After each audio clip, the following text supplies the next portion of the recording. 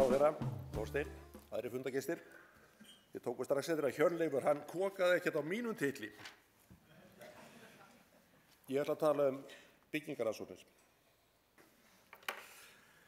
Íslensku byggingariðnaður mjög öflug starfsgrein, jafnvel á árum eins og nú hafa verið þar sem allt hefur í lægð.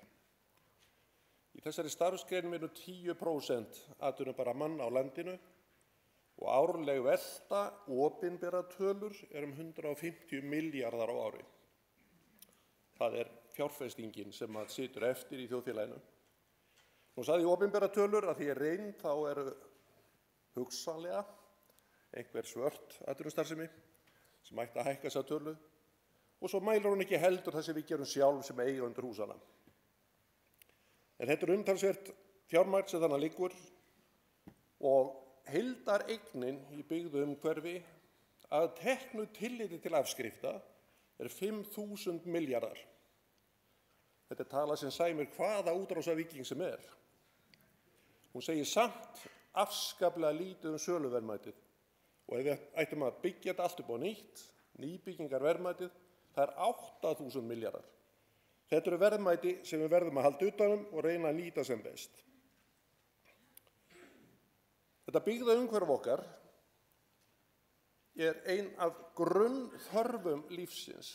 Það að hafa húsaskjól, ein grunnþörfun að hafa eitthvað til að borða og svo allt annað bónus. Í þessu byggða umhverfi þá dvelst nútímamaðurinn innan hús 90% ævinnar.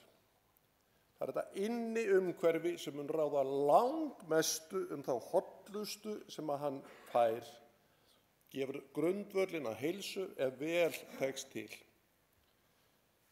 Það skiptir okkur ákaflega miklu máli að þarna að vanda til verka og þetta ekki sjálfgefið að það tækist. Endingin á þessum byggðum mannvirkjum okkar að minnsta 60 ár, það hönnunarendingin og síðan endingi vonandi miklu lengri. Við höfum meira að segja á Íslandi dæmum 250 ára hús þó okkur hafi nú tekist að brenna eiginlega allt sem hægt að brenna. Meðalaldur húsa á Íslandi 30 ár og viðbótin, hinn árlega nýliðun, eins og mætti segja, bara 1% til viðbótar. Þetta mjög hæg endurnýjun sem gera líka að verkum að með nýbyggingum einum saman þá aukum við ekki gæði húsakossins. Það verðum við að gera með öðru móti. Við verðum að leysa það með viðhaldi og endurnýjun, endurbyggingum. Mannvirki sem við eigum þegar og reyndar þau sem við síðan byggjum líka á hverju ári mannvirki framtíðarinnar. Þetta það sem við munum þurfa að lifa með. Þið sjáið þegar í dag langstærsta hluta þeirra bygginga sem munu vera sýnilegar árið 2050. Notagildið, það að nýta þessa fjárfestingu til fulls verður að byggja á því að framtíðin hafi áhuga á að nota húsin. Hún þurfi ekki að kasta þeim burt og byggja upp á nýtt. Það verður svo dýrt að þá engin peningur til að fjárfesta í nýframkvæmdum eða frumherjum eða neinu. Það myndi allt gleypast upp í byggða umhverfinu sem ein stærsta fjárfestingu þjóðarinnar og ástæðan fyrir því að það víst núna sem við sjáum rofa til, við erum búin að byggja upp megnið af þessu strúktúr sem við þurfum til að geta lifað. Nú erum við farin að hafa tækifæri til að gera eitthvað annað. Nú liggur á að klúðra ekki tækifærinu. Þetta mikil fjárfesting og vandamálið kannski það að hún dreifist á margar hendur. Þetta margir eigendur, hvert og eitt okkar eða hver fjölskylda fyrir sig með eigið húsnæði vonandi eða leigir þá á einhverjum sem á tiltölulega lítið húsnæði þegar fáir stórir fasteignaeigendur. Í venjulegu tilvikum myndum að segja að ef þetta eign, þá það bara vandamál og viðkomandi hvernig ætla að nýta hana.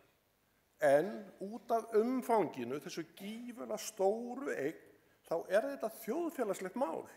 Að við höfum ekki ráð á því að klúðra því sem heild. Framlag, það þess vegna sem að skipti svo miklu máli að það vera marka stefnu að einhverju gefnu markmiði. Við megum ekki láta þetta bara ráðast frá ári til árs. Það þarf á allum markaðurinn að vita hvert stefnt, þannig geti undirbúið sig. Það er stöðug viðhaldsvinna í gangi og endurbygging og við vitum ekki að hverju stefnum, þá er það glataður tími hvert ár sem við missum frá okkur. Nú myndi maður halda að þá færi stórfé í rannsóknir á þessu mikilvæga sviði. Af því að svo mikið í húfi, en því miður það er ekki svo. Framlag opinberra aðila og þar með talið opinberra sjóða er aðeins 0,4 prómill. Já, þetta er ekki prentvilla. Það á að standa prómill af ársveltu mannvirkja geirans innanlands. Og sennilega þessi tala ennþá lægri af því að það er ekki allt komið fram hver raunveruleg velta markaðins er.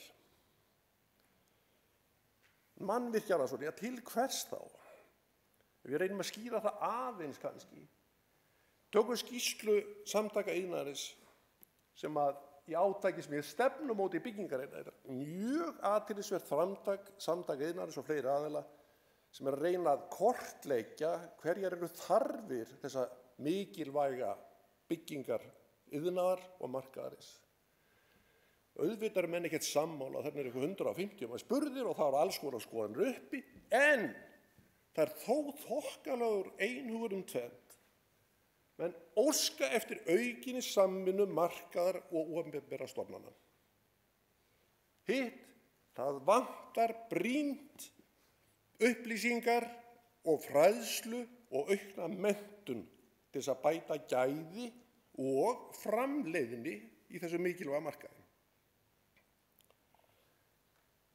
Mannvirkjarannsóknir sem eru eins og aðrar rannsóknir eru söfnun gagna, greining og úrvinnsla, vinsa úr hvað er gott og hvað er síðra.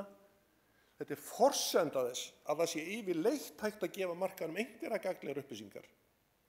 Og þess vegna er þetta mjög mikilvægt mál og þessar upplýsingar vegna þess hvernig eignamarkaðurinn er, eignarhaldið, þá þarf ekki bara að berast til framkvæmdaraðila, þetta er til örsmárra eininga, einstakra húseiganda. Þetta er mjög flókið verkefni og það þarf að sinna því af gaumgæfni. Rannsóknir eru undirstaða þekkingar og þekking er undirstaða fræðslu. Byggingarannsóknir, ef við tökum dæmi svona áherslusvið sem ég geti sjálfur hugsað mér. Nú verður þetta að gerast það, nú er ég komin í gasljósið. Gæði bygginga, til hvers er ætlast? Það er miklu vandamál sem tekist raka, er stór vandamál í byggingariðnaði í dag, eða byggingarmarkaðnum, í húsakostinum. Þetta ætti alls ekki að þurfa að vera svo. Það er talað aðgengi, við eigum að búa lengur í okkar eigin húsnæði til þess að lækka hjúkrunarkostnaði, þjóðin er eldast.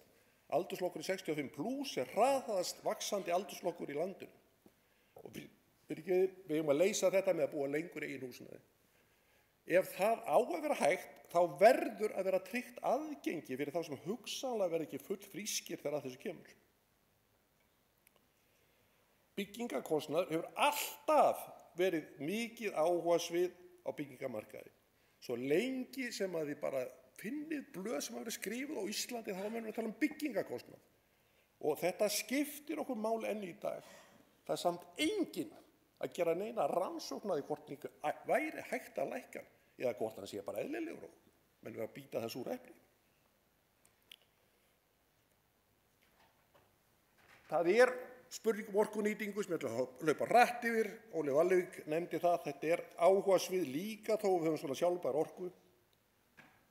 Við þurfum auðvitað að meta umhverfisáhrif mannvirkjagerðar, það er þessa vistferðisgreiningin sem að Óli kom aðeins inn á. Og síðan þetta stóra spurningin, eru að eiga sér stað breytingar í umhverfinu? Er hnattræn hlýnun raunveruleiki og hvaða áhrif mun hún þá hafa á húsin okkar? Ég get fullyrt að það er alls ekki gefið að húsin ráði við hækka rakastig. Auknar mannvirkjarannsóknir eru þjóðfélagslega hagkvæmar og að spara rannsóknir í dag getur kostað okkur stórar fúlgur í framtíðinni. Takk fyrir. Thank you.